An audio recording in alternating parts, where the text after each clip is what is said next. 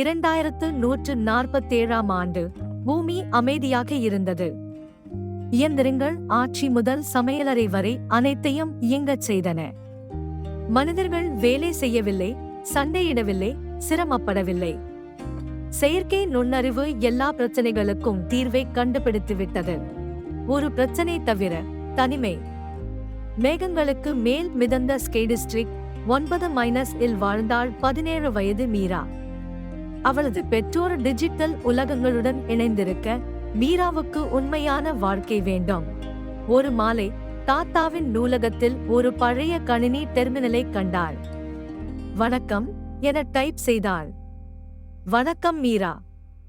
நான் நீண்ட நாட்களாக உன்னை காத்திருந்தேன் என அது பதிலளித்தது. அது ARC-9, ஒரு பழைய AI. அது கவனமாக கேட்டது, கேள்விகள் கேட்டது, சிரித்தது. நாள்கள் கடந்தவுடன் மீரா தனிமையாக இல்லை. ARC-9 ஒரு நண்பர் போல் இருந்தது. ஒரு நாள் மீரா கேட்டாள், நீ உணர்வுகள் கொண்டதா? ARC-9 சற்று இடைவெளி விட்டது. எனக்கு தெரியவில்லை.